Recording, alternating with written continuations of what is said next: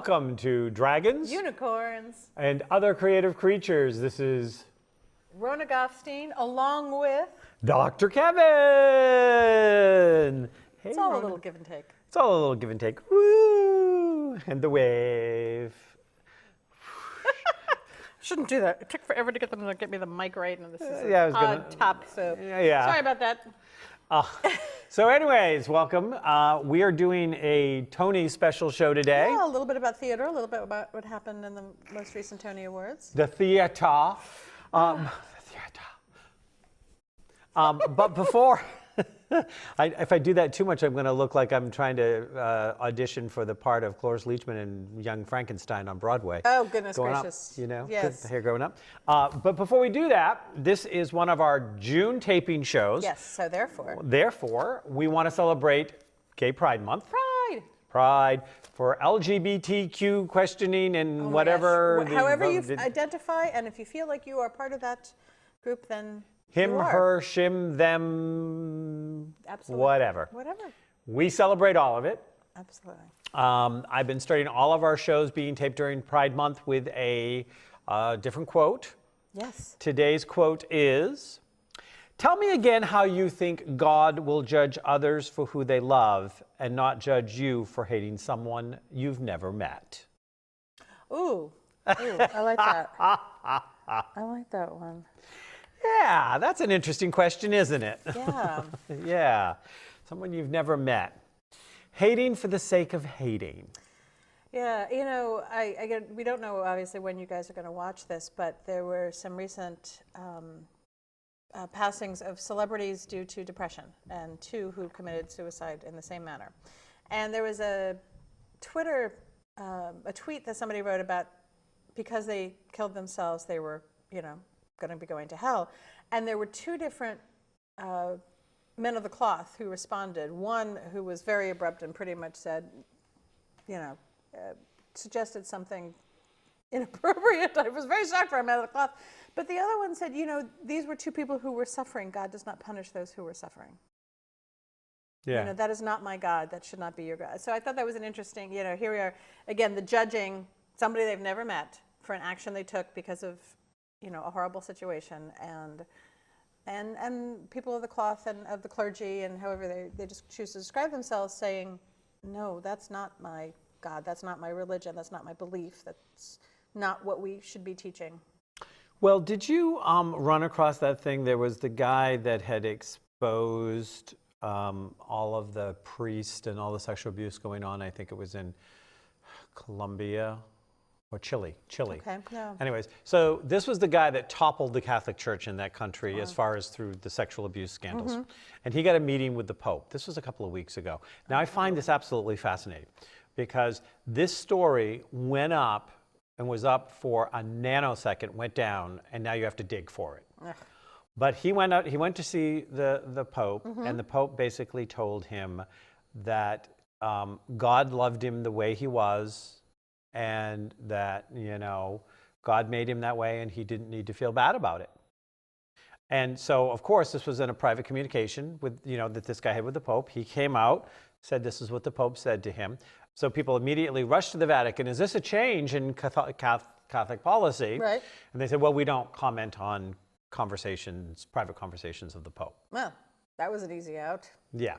And then the story died. It just went away. I mean, I come on, I was like, there is a whole lot of people saying stuff, and I haven't been able to find that.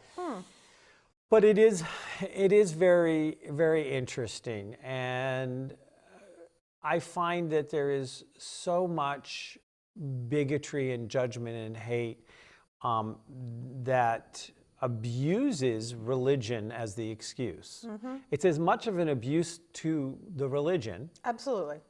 as it is to towards the group or individual or people that you do that. Mm-hmm. I had an experience that happened a few years ago, and it's interesting because it recently got triggered for me. Mm-hmm.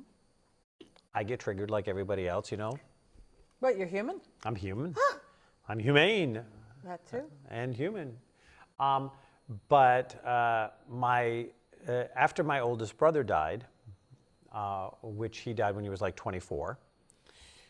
My middle brother decided to get involved in a very fundamental type religious belief system, which is not at all how we were raised. But that was his way of dealing with the grief of losing his older brother. He went down that path, he got deeply into it, spent the rest of his life there, raised his kids with that belief system early on. Wow. Okay. You know, and that's what he did. And we had our moments early on when there was a lot of judgment or commentary to me, and sometimes I'd let it go and sometimes I'd push back. But more or less, I think when my second brother passed, which he did, so my first brother passed when he was 24, and my second brother got killed when he was 48. So, you know, so now he, you know, had belonged to this religion, this particular church, which lovingly my father, Papa, who I always call Papa, you know, would have called one of those nutcase religions. No judgment, just an observation. That's you. Just an observation, you know, because, you know, they're running around, you know, love, judge, love, bigot, Right. love, blah, blah, blah. You know, one of these. Contradictions and hypocrisies all over the place. Right. But when my brother died, there was a funeral. And my brother was very, very popular. And he interestingly crossed a lot of groups. He rode a motorcycle. And so there were people that rode motorcycles there. And then there was his Christian group. And then there was a group because he had been an entrepreneur and he made a lot of friends through Chamber of Commerce and stuff like this. So it was like this melding in of lots of different types, which showed how popular, you know, my brother was. And, you know, when I could put his religious bigotries aside, which he never pushed on me after the early years, my brother was a very kind and compassionate man. And as long as you didn't get him on the nature of religion, he's somebody who pretty much, I think, lived kind of the, you know, what you would think of as the Christian life as they roll it out on the good side of things. Yep. Though I'm sure he, you know, I know that if I had encouraged the conversation, it would have gone there. You would have heard something completely different. But we had our peace. But when my brother died, he did the church service, and the minister chose to do it as a booty call for Jesus at my brother's service. So I will always remember sitting there in the front pew, and I'm there with my mother, who has lost 2 of her 3 children. Well, he is talking about how much my brother hated the fact that he would not spend the kingdom of heaven with my mother unless she... Because this is what she... Yeah, because this is what she needs. I mean, and that, you know, and that he was always sad that that he'd never see his older brother and blah, blah, blah. But there was still an opportunity for my mother to see her son again if she would come forward and be saved. Well, first of all, that is in any way, shape, or form, I don't care what he was thinking, inappropriate and not okay. Ooh. And I was sitting there beside my mother, and I grabbed onto her wrist because she started to get up.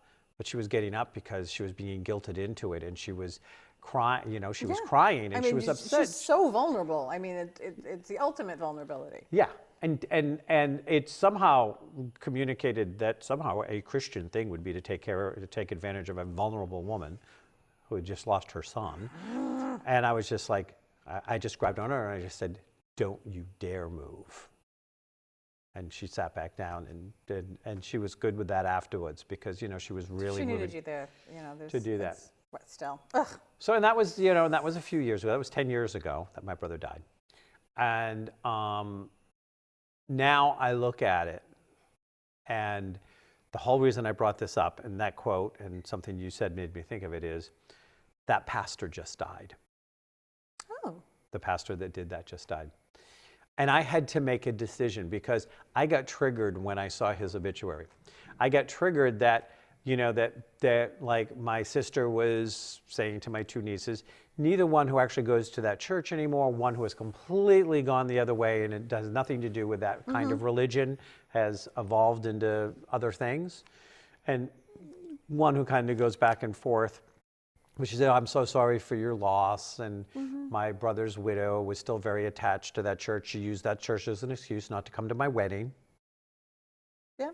You know, I didn't tell her that, you know, if Jesus had been alive, he would have been the first person through the door and he would have been on the dance floor, but that's beside the point. I dance with him. but some of this. But I had a choice to make in that moment. Yeah. And that was, am I a hypocrite? And do I say, I'm so sorry for your loss, or I'm so sorry that you've, and can I say that really honestly?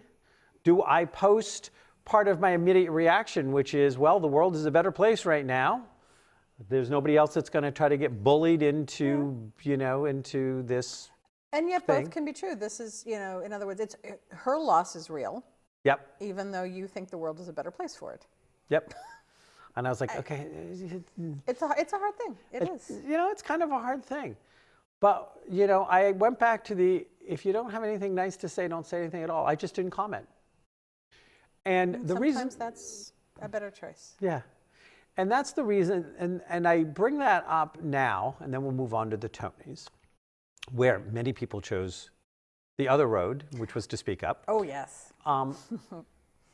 But it's not about if you don't have anything nice to say, don't say anything at all, though I think there's some truth in that. Sometimes you have to deliver a hard truth to somebody you love. Yeah, absolutely. It's not about that. But it's about discretion and the better part of valor kind of thing. Yeah. But, you can choose to say that they're not living in accordance with my belief system, but the key word is my belief system. Yeah. And you are not required to comment on it. Or like it, or agree with it, or... No. I always love that. Just don't beat me with it. Yeah, just don't beat me with it. It goes back to that whole, I can't stand bully Christians who, as soon as Christ... You pick any religion, there's bullies in all of them. Yep.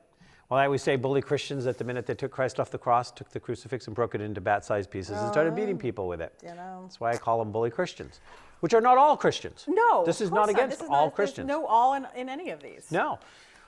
But we can choose that, if you say you pray at the altar of a loving God, is saying hateful things loving? Ever. And so why would you ever think, and it goes back to that quote, tell me again how you think God will judge others for who they love and not judge you for hating someone you've never met. So kind of can't have it both ways. So the question is, did Robert De Niro ever meet Trump? They're both New Yorkers. There's a good chance that somewhere I'm sure in they've the crossed. 80s and 90s at least, their paths have crossed. But the Twitter storm and you don't think about live television being on a tape delay until suddenly something's bleeped out. And you're like, oh yes, that's right. They give themselves this little extra assurance in case. I don't think they were expecting it in his case, but even in an acceptance speech, you're all excited and you could say, "Holy!" The FCC is going to come after you if it's not properly bleeped out. But people who were there and there are versions of it. No bleeps necessary. And it's not as if De Niro has made his dislike of our current president so quiet. I mean, he's been very vocal about it from the very beginning. So no, he's never been a big fan of our bully in chief. Yeah. So tell us some of I did not get a chance to see the Tonys. Some of our viewers either would love some quarterback, some Monday morning quarterbacks. Is it quarterbacks for the theater? What would we be? Critics? Monday morning critics? I don't like the term of critics so much. No, it's not because I don't feel like there's anything to be critical Critiquings. Yes, and we used to do that when I went to theater camp. I'm an alumni of Stage Door Manor, the amazingly awesome theater camp in the Catskills, and I was there when Jack Romano, the founder, was there. And Monday was critique. We went to breakfast, and then we all sat around the entire camp, and we talked about the four productions a weekend, every weekend for 8 weeks. It's a lot of work. 2 musicals and 2 plays went up every weekend. Ah, that is a lot of work. It was a lot of work. It was great though. It was the immersive theater dream. Yes, and there is a difference between, the whole idea of critiquing versus being critical. Absolutely, and this was it was meant to be a learning experience for all of us, not just the shows that went up, because if you weren't in a show that weekend, you had a lot to learn too. You had a show going up the next weekend, and there was things to be learned. So what did we learn, Dorothy, from this week's Tony Awards? It was the 72nd, annual Tony Awards. The hosts were Josh Groban and Sarah Bareilles, who both recently had shows on Broadway. But have not won anything, according to their song, According to their opening number, which was an ode to the losers, because let's face it, if there's 5 people in a category, 80% are going home losers. It's just, how the numbers are automatically working out. But it turns out neither one of them was even Grammy winners, which surprised me. I assumed that at least one of them was, but they weren't. Bareilles is responsible for the music and lyrics for The Musical Waitress, which is still running, and I believe is in a national tour. And Josh Groban was most recently in what became known as The Great Comet. The full title is Natasha and Pierre and the Great Comet of 1812, which, believe it or not, is a lighthearted look at a portion of War and Peace. Oh my, yes, okay. That great juvenile literature. So and it's a musical. It is. Great. It's good. It's not great. Sorry, Great Comet. But no, I've listened to it. It's okay. Unfortunately, I think it was last year. I can't remember if it ran opposite Hamilton or Dear Evan Hansen. But the last 2 years of the Tonys have been, 2 years ago was Hamilton. So, we're talking Pulitzer Prize winner. It took over Broadway. It took over the country. It took over headlines. And, it became a pop culture phenomenon in a way that I don't think a musical has since probably A Chorus Line in some ways. This just really, Hamilton just took off and took over. And then the next year was and here it was a favorite of our vice president, Mike Pence. Yeah, go ahead. I did go to see it. And then last year was the incredibly emotional and intense Dear Evan Hansen, which is about a young boy who has all sorts of social anxiety disorders, and a young man in his school who kills himself, and the ramifications of a misplaced email, basically, a mistake that ends up putting him in a spotlight that he didn't want, but then turns out he appreciates.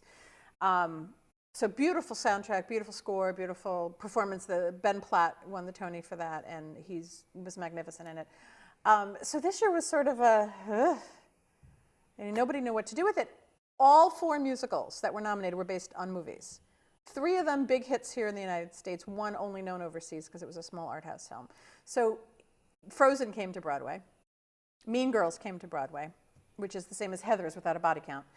And, oh my God, it's not really a movie. SpongeBob came to Broadway. So they either came from movies or TV. Yes, and Max, my younger son who's been on the show with us, has said he does not understand why they made this into a musical as opposed to an hour-and-a-half special that was animated with music, because they've done some of that. SpongeBob's always had music in it if you watch the series. But this was live action. They didn't even give them faces to look like. The costuming matched the characters, but nothing in their faces did. He didn't look like a sponge. He looked like a human, talking like a sponge.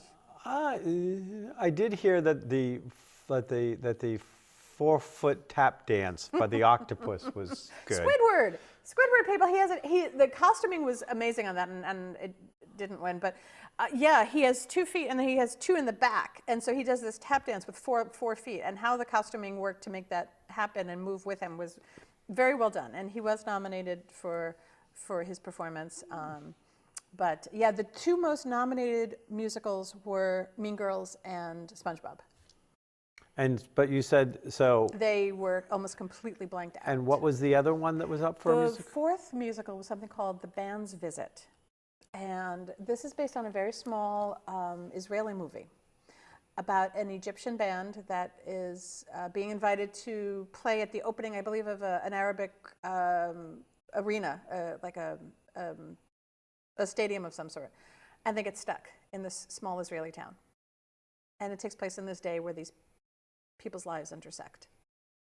And it has an entirely Middle Eastern cast. And a pretty much entirely Middle Eastern crew. In other words, the lyricist who won and the orchestrator who won are also of a Middle Eastern background. And many of them who were winning were saying it was such an honor to be able to write their own story. Write about their own people in a way that was so open and so loving and so connecting. Because that's what the show is about. It's about this connection between these people. The fact that what feels like miles apart is, barely a small bridge. In reality? Well, so there's a couple of things. One is, so I saw something on a brief glimpse in my news feed this morning that the guy that won one of the awards had his parents in the audience, actually apologized to them because He's the actor who won Best Supporting Actor for the musical. He avoided going to any kind of events with them or having them at his events because he did not. He's fairly fair-skinned, so he could, if he wanted to, pass basically for other ethnicities. He could have been Italian. He could have been Greek. Okay. And he denied his heritage in many ways. And he apologized. His parents were right there beside him, and he apologized to them on international television. It was very bold and very honest and vulnerable. It was pretty wonderful. Tony Shalhoub is the name in that cast. He's the one people know from Monk and actually currently The Marvelous Mrs. Maisel on Amazon. Which I still haven't seen. And Katrina Lenk, who's the lead female, and they all won. It was nominated for 11 Tonys and won 10 of them, which is that's unusual. You know, you're competing against so many other things. It won 3 of the 4 acting awards and all 3 that it was nominated for, which is amazing. So was that the best It was. play? It was best musical, best director, best book, best lyrics, best orchestration, best actor, actress, supporting actor, and everything else was nominated for except, scenic design, which went to SpongeBob. Well, Mean Girls won none. And Frozen was nominated for very few, which surprised me. I mean, it was nominated for Best Musical and Best Book and then Best Music. But the performers weren't and the costumers weren't. And I really encourage people, go to YouTube. And they did a performance, actually it was when it was still in previews. So there were some small tweaks. You can see some changes that happened from previews to opening day of Elsa's big number, Let It Go. I mean, that's got to be a hell of a job to do 8 times a week. Because everybody knows the song as Idina Menzel sang it. I mean, Yes. It's become iconic. And this poor actress, her name is Casey Levy, has to do this 8 times a week and impress the heck out of this fairly young and their parents' audience. But her costume change is unbelievable. It literally happens in the space of a snap. okay. You know, in the movie, she moves her hands up and she changes her dress. Yeah. And in that same point in the song, she goes like this and the dress just disappears behind her. It kind of looks like it's getting pulled somehow, but it's gone. It's amazing. And I've seen some very good stage costume changes, from the Cinderella where she spun and the whole dress undid, to things you do with magnets. And however they did this, it's beautiful, it's brilliant. But yeah, all that work from all those stage people. And, you know, we talk about being inclusive. I think I may have mentioned this before. I think one of the interesting things to see, not only did we have the band's visit, which had, as I said, a full Middle Eastern cast and crew, but in Frozen, people have complained about Disney. It's too white, it's too this, it's too this. Well, Frozen is taking place in Norway, which is a fairly Caucasian community, but Broadway doesn't care about that. And so the character of Kristoff is being played by an African-American man. And Yes. actually, the Duke of Weselton or Weaseltown's sons, I think they are too. Both the sons are also people of color. So I always love when I see that Broadway is just not caring; they're just casting whoever's right. They're colorblind. They are quite a bit. It's not the place where people have the musical director of a musical. There were women nominees. Director of a best play. There were women nominees. So. Well, you talk about a Lifetime Achievement Award for Chita Rivera. Lifetime Achievement to Chita Rivera. My God, she looks amazing. Who is someone that, did a lot of great stuff on Broadway, but because Hollywood was anything but colorblind, Yes. did not get the roles when the movies were No, made. Rita Moreno. There's actually in a send-up series of musicals called Forbidden Broadway. Gerard Alessandrini has written a song called Cheetah and Rita, because Rita Moreno had a tendency to be playing Chita Rivera's roles when they would move to, because not only did you need to look right, but you had to be a name that they could sell. Promote. Which is why Vivian Leigh did Streetcar Named Desire, and Jessica Tandy and various others who moved. Why Audrey Hepburn did My Fair Lady. Yep. Now, My Fair Lady was up for anything? My Fair Lady was up for Best Musical Revival. Can you believe it? It's back. Amy Schumer, God bless her. Amy Schumer introduced it, and she referred to Henry Higgins as a mansplainer. a mansplaining dialect coach. And it was interesting. I guess this production has tried to bring out Eliza's story more. The musical initially, of course, is Henry's story, even though, because he's the one that kind of, her voice changes and her demeanor and her life changes, but Henry is changed by her. And so it's based on the play Pygmalion, and it's Henry who's the changed character. But my understanding is this production really focuses on Eliza's change. And one of the things Eliza says in the musical is the difference between a flower girl and a lady is not, or a flower girl on the street and a lady in a flower shop is not her dialect. It's how people treat her. It's how she is seen. Well, Lauren Ambrose. Yes, who's playing Eliza. Who played Eliza. I heard her being interviewed on my Sirius radio Broadway. Yeah. What a voice! Holy cow! Well, of course, her thing she was known for was Six Feet Under. Yes, she was quite young in that compared to, and she sounded amazing. They did a couple of the numbers. But she talked about how that when they kind of brought this back out and they re-looked at it and they redid the book, and it was a really great interview with her. I was just driving somewhere and it came up, and I've always actually liked the music out of My Fair Lady. And one of the things is that Liza learns that she had a lot more freedom as a flower girl than as a lady. Yes. And how that powerfully changed. And of course, the thing is, because the most famous was the movie. Yes. It was what everybody looked at, which was done in a period of Hollywood where, women were not treated at all equal. No. They're still oftentimes not, but they're more still fighting than, for it. But hey, Ocean's 8 opened at #1 at the box office. Did it? It did. Highest grossing opening for the Ocean's series, not adjusted for inflation. But yes, it opened very well at the box office. Whee! Tangent, everybody. Yes. Well, I want to see that, actually. I do. But, she talked about some of the evolution of Liza and the discussions that they had before they went, like in rehearsals and stuff like this. And yeah, and that I appreciate. I mean, to me, if you're going to revive something, yes, they'll revive Les Mis, and they will revive, other things because they make money. They revived Grease 10,000 times and Fiddler on the Roof. But to me, the real reason for a revival is to try to say something new or something additional that wasn't said by it the first time. Chicago did not win any Tony Awards. It opened opposite a chorus line, which was unfortunate for it. But it didn't do very well at the Tony Awards when it first opened. When Chicago reopened, it was right at the time of the O.J. Simpson case. And suddenly the whole idea of a courtroom being a theater and razzle-dazzle was very, very relevant. It had something very relevant to say. And so I love it when they can go back to something like a My Fair Lady and it becomes relevant again. They can find the relevance. They can bring out a level that wasn't there before. And actually one of the other revivals this year was Carousel. Oh, I didn't know they revived Carousel. They revived Carousel. Broadway, opera star Renee Fleming made her Broadway debut.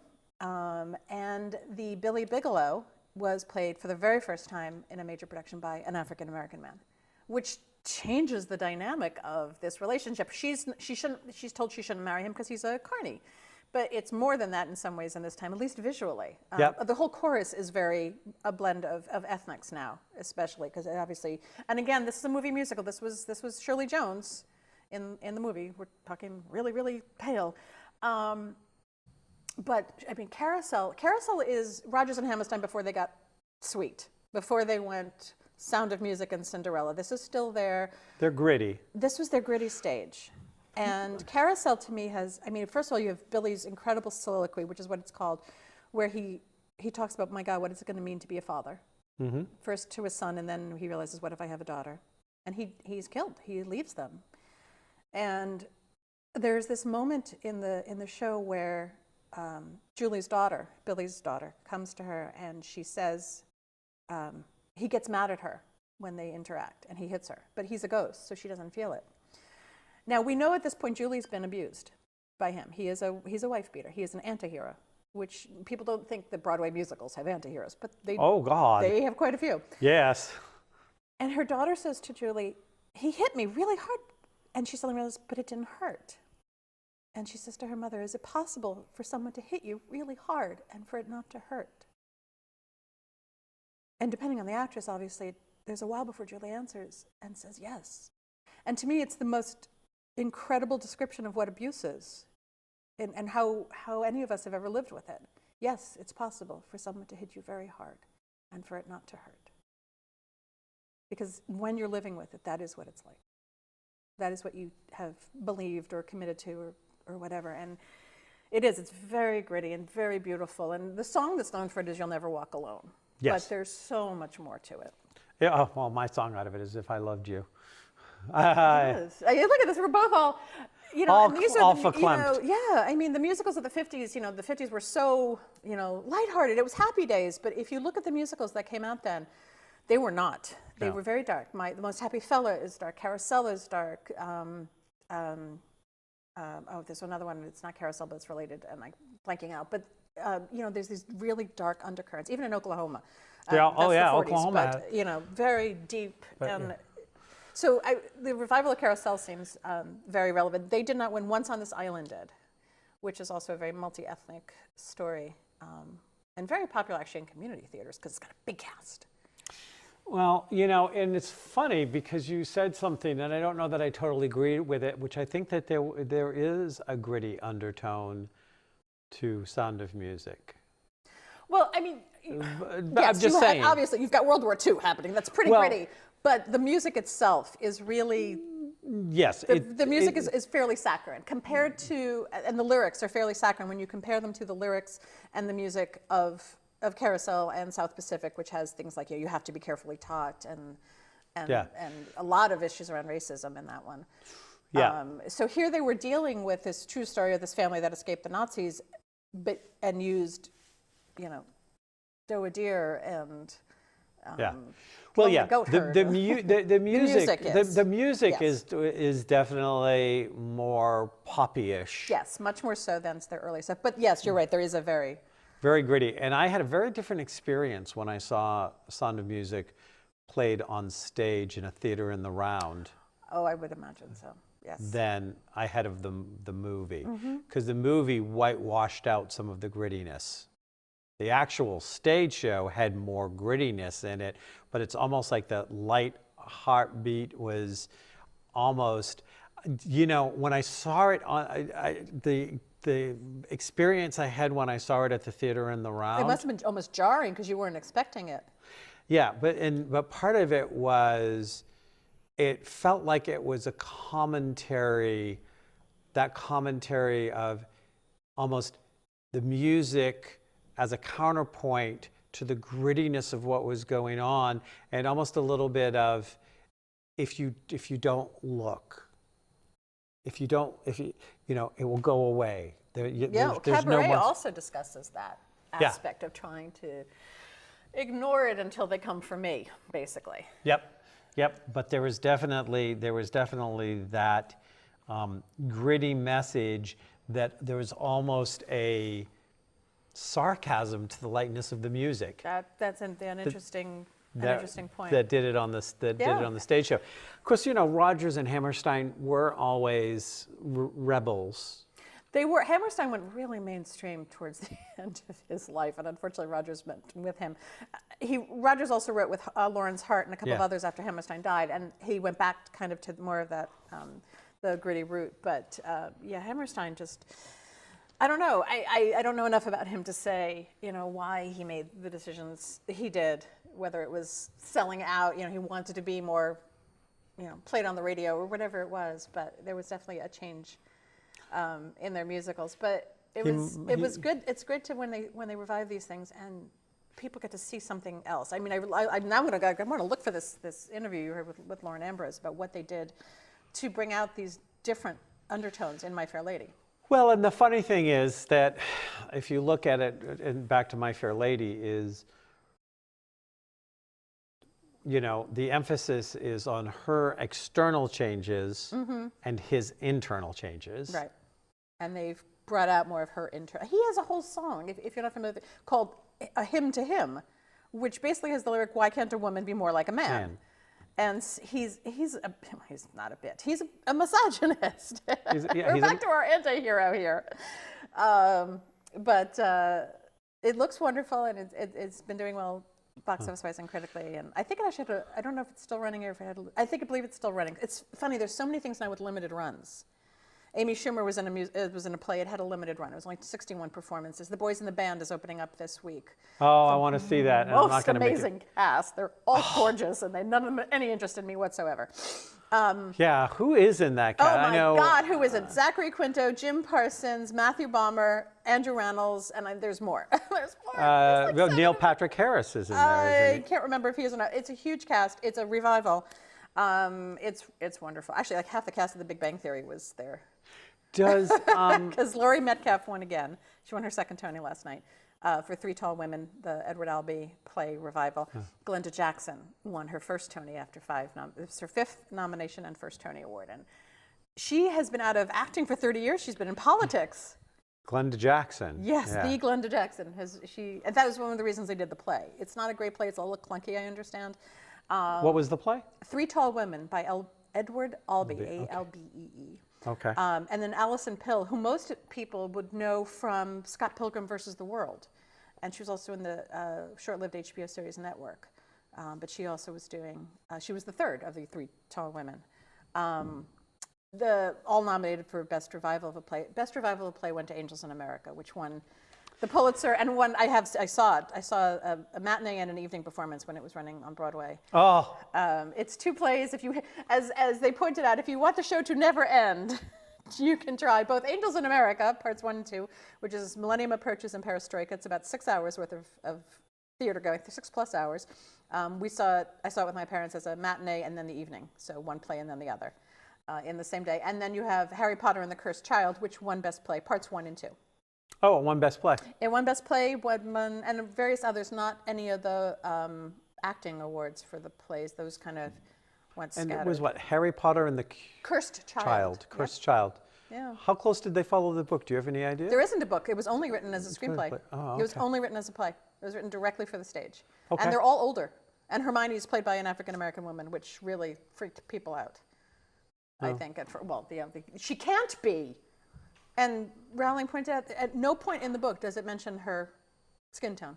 So, of course she can be. She's just the child of a set of dentists. Dentists. That's all they tell us. Yeah. They make no mention of. We all ascribe our own identity onto what we read, or we can unless it's told to us otherwise. Which is why it becomes, I think, so important that when it's not ascribed, we start throwing all sorts of what Sondheim would say, color and light, at it to bring it to life.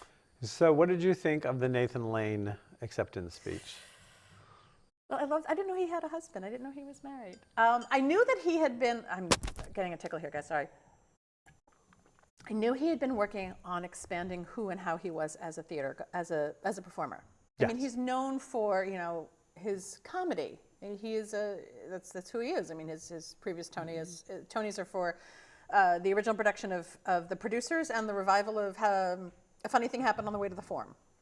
These are comedies, the Addams Family. And then he did the Birdcage movie. And exactly, this is who he's known for. And then he said this wasn't in his acceptance speech, but I saw something about him. He said something, somebody had done an article on him and how he was one of the great performers of his age. And he felt like that wasn't quite true yet.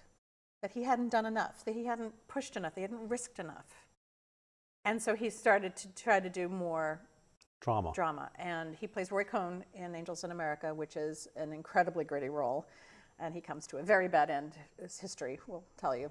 And he's being haunted by Ethel Rosenberg throughout the play, who he was responsible in part for sending her to her death. And it's a hellish part. I mean, it's a brilliant part. And Angels in America has its funny moments, but I thought, the clips I've seen of him are brilliant. He had to lose weight for the role because the character is dying in the play. I liked it. I was glad it was amazing to see him doing this role. When I first heard he'd been cast, I just like, who the heck went, who would be good for this role? Nathan Lane. And I wonder too, I mean, he may have, asked to and put himself forth for it. But both he and Andrew Garfield, who plays the lead, Prior Walter, won the Tonys for performance. Yes, and he definitely, did a salute to the LGBT community. There were quite a few. The producer for Angels in America talked about, and anybody who wants a cake should have a cake, in reference to the Supreme Court case recent decision. The number of people who acknowledge same-sex spouses and have children there with them and have, it's always been a part. I think the first time I remember somebody saluting a same-sex partner was actually was Harvey Fierstein, and I can't remember if I think it was for Torch Song Trilogy, but it may have been for La Cage aux Folles. But acknowledging that, so for me, it's like, oh yeah, of course. I've been a theater kid since I was, 11 or 12. This is sort of part of the theater. And as he's, to reference back to South Pacific, you have to be carefully taught. I was young at that point, so it was all acceptable. These were, as I don't care if you identify as a popcorn kernel. You're who you are. I don't care. And so it's interesting to see. Each year there's more and more references and more openness and more acceptance. And you do have people playing. Occasionally, it still hits some bumps when Sean Hayes played a straight character in the revival of Promises, Promises. Played the romantic lead in a 50s, I think 50s or 60s musical. I'm not sure when Promises, Promises first came out. It's Burt 50s, Bacharach. I think. Yeah. Late there was 50s. a little bounce back on it, as to whether or not he was appropriate. And then during the Tony Awards that year, which he hosted, he kissed his co-star Christian Chenoweth during the course of the broadcast of the Tonys, and it was a heck of a kiss. Well acted. Well, there's. There's still the bumps. It doesn't quite ever, it's not over. It's not done. It's not, hey, theater does it better than everybody. It doesn't. It does it better than anybody. It's not as if theater is perfect. When Miss Saigon, I think we've discussed this. When Miss Saigon first came to Broadway, they did. Jonathan Pryce played the lead male, and the Asian American community, which is barely represented on stage, or rarely represented on stage, or certainly wasn't represented then on stage, was up in arms. Why hire a white guy when there's so many out of work Asian and Asian American actors who could do the role? Well, there was this interesting blowback that still happens sometimes, but has happened a number of times about, they'll have a, why have, in the movie In and Out, why have two straight actors play two gay actors when you have so many gay actors who had started to come out and were willing, why didn't they play? Do you know the first time a gay man played a gay man in a movie? In a recent movie? In a recent movie. It's no longer very recent, but the first time it actually was Rupert Everett in My Best Friend's Wedding with Julia Roberts. Was the first time a gay man played a gay man. Even Will and Grace. Yeah. Sean Hayes is gay, and that's great, but he's the secondary character. With the character playing Will, it was between the one, I can't remember the actor who plays Will in Will and Grace, but it was between him and John Barrowman, who's the British actor, the British hunk. British hunk who... From Torchwood. who is gay. Yes, long married to his partner. So no, they went with the straight guy, because that was going to make it all go over easier for them.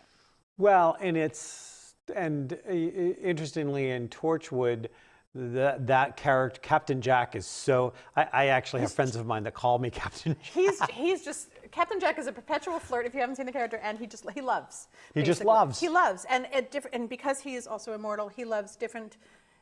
I think he would be considered what we would call now pansexual. He just loves a person. Whether the gender, and in his gender case, irrelevant. Species, because he travels through space and time.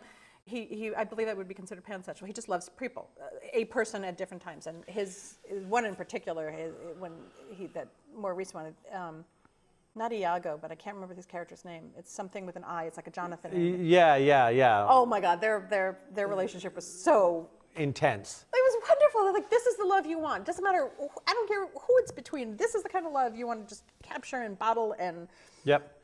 Well, and reproduce everywhere. And one of the things that I was going to point out, though, is that in some ways, because like in and Out, you had Tom Selleck, who was a heartthrob and clearly a straight man, Yes. and Kevin Kline, who was a heartthrob at the time, you know, was considered and clearly a straight man, playing two gay men, more people went to see it. It got out more. And It that actually can be an important choice because of that. More people would see it, and therefore.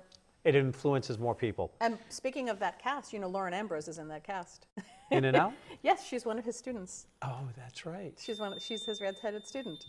So as we are wrapping up today's Dragons, Unicorns, and Other Creative Creatures, and we've had a little highlight, thank you, from the Tonys, since You're I didn't see it. welcome. I love the award shows, but you know, and this one is not one I do the fashion commentary. Although Claire Danes and Rachel Brosnahan and Carrie, I can't remember her last name, Mulligan, who's coming on to Broadway. Really, all of them look like they were wearing Grandma's dish tablecloth. Those really heavy print dresses. Oh. That's my only fashion comment for that evening. But with that being said, a lot of times we hear that America that TV pulls America forward. That, you know, people will see things in the movies, but more so TV, and that is what makes things more acceptable or more welcome or things like this. But we need to never forget that TV and Hollywood get pulled forward by Broadway. Namaste.